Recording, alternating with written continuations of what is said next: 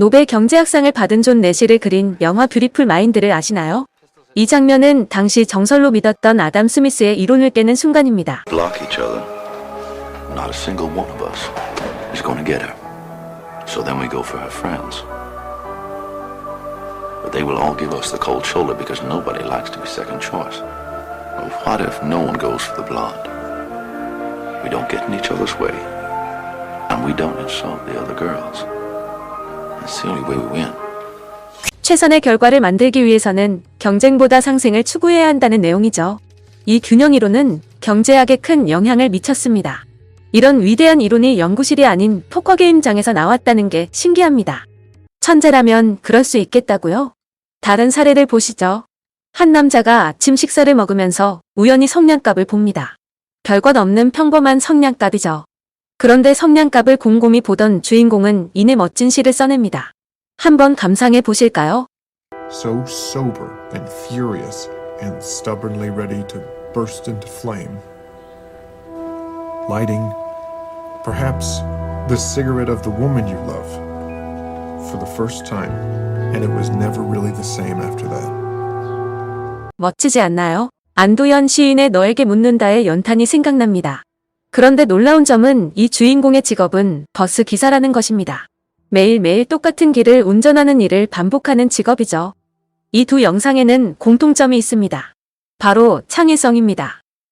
목욕탕에서 유레카를 외친 아르키메데스처럼 번뜩이는 영감을 보여주는 사례입니다. 그런데 많은 사람이 창의적인 아이디어를 내는 것에 부담감을 느낀다고 합니다. 바로 과거에 없던 새로운 무언가를 만들어야 한다는 고정관념이 있기 때문입니다.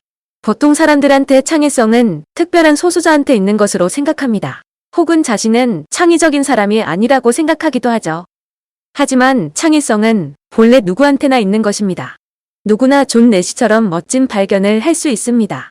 또한 스티브 잡스처럼 멋진 아이디어를 실현할 수 있지요. 주변에서 많이들 창의성이 중요하다고 합니다. 하지만 어떻게 창의성을 키우는지는 잘 모릅니다. 창의성이 무엇인지 명확히 모르기 때문이죠. 그래서 본격적으로 창의성에 대해 설명드려 볼게요. 스마트폰 시대의 막을 연 스티브 잡스는 이 시대 가장 창의적인 사람 중 한 명입니다. 그의 스탠퍼드 대학 연설 중 한 장면입니다. Tell you 3 stories from my life. That's it. No big deal. Just 3 stories. The first story is about connecting the dots. 바로 커넥팅 더 닷. 잡스는 창의성은 점과 점을 연결하는 것이라고 한 적이 있습니다. 여기서 점이란 지식을 말합니다. 잡스는 대학 시절 우연히 타이포그래피 수업을 들었는데 거기서 세리프 폰트를 보았지요. 그리고 그것을 나중에 아름다운 서체를 가진 매킨토시에 연결시킵니다. 하지만 점이 많다고 해서 과연 창의적일까요? 한 실험을 보시죠. 서로 닿지 않는 줄을 연결하는 실험입니다. 의자, 종이컵, 벤치가 제공되는데 대부분 사람이 풀지 못합니다. 물건마다 정해진 용도가 있다는 생각에 창의적인 발상을 못하게 되는 겁니다. 이런 고정관념을 극복해야 비로소 창의성을 발휘할 수 있습니다. 그럼 고정관념을 어떻게 극복할 수 있을까요? 위인전에 빠지지 않고 나오는 인물 중 헬렌 켈러가 있습니다. 그녀는 시각청각장애를 가지고 있었죠. 헬렌 켈러 입장에서 세상은 미지의 것들로 가득한 무섭고 두려운 곳이었을 겁니다.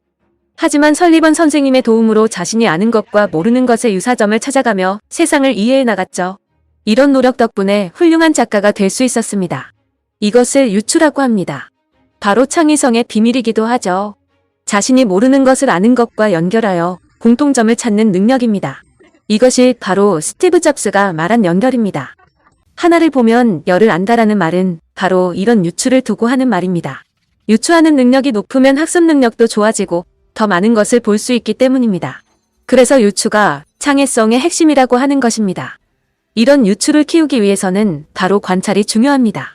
혹시 뻔한 내용이라고 생각하고 실망하셨나요? 그런데 과연 우리는 잘 관찰하고 있을까요? 실제로 관찰하라고 하면 많은 사람이 그저 바라보기만 한다고 합니다. 눈으로만 관찰하는 것이죠.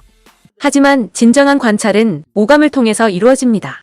보는 것만이 아닌 만져보고, 들어보고, 맛보는 식으로 다양한 감각을 활용하는 것이 중요합니다.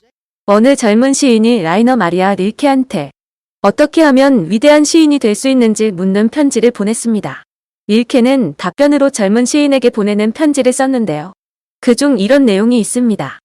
누구나 즐겨 택하는 일반적인 주제는 피하고 당신 자신의 평범한 생활에서 얻는 주제를 택하십시오.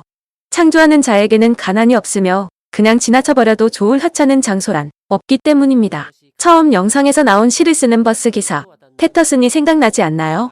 여러분도 일상을 잘 관찰한다면 충분히 창의적인 사람이 될 수 있습니다.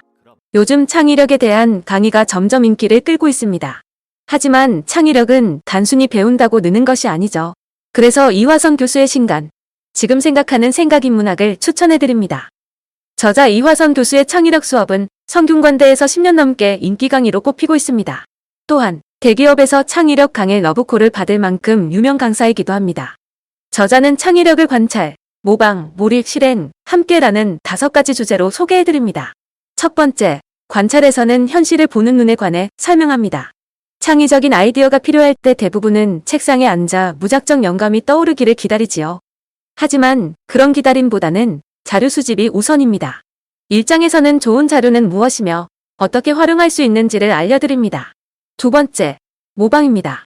모방은 창조의 어머니라고 할 만큼 중요한 부분입니다. 천재 예술가 피카소의 독특한 기법은 어느 날 갑자기 나온 것이 아닙니다. 다른 작가들의 작품을 수없이 따라 그리고 태체하고 재해석이라는 세공 과정을 거쳐 태어난 보석이죠. 2장에서는 어떻게 하면 창의적인 모방을 할 수 있는지 다양한 사례를 통해 영감을 얻을 수 있습니다. 다음 편에서는 나머지 몰입, 실행, 함께에 대해 설명해 드리겠습니다. 이 영상이 도움되셨다면 구독과 좋아요 부탁드려요. 지금까지 카이로스 북클럽이었습니다. 감사합니다.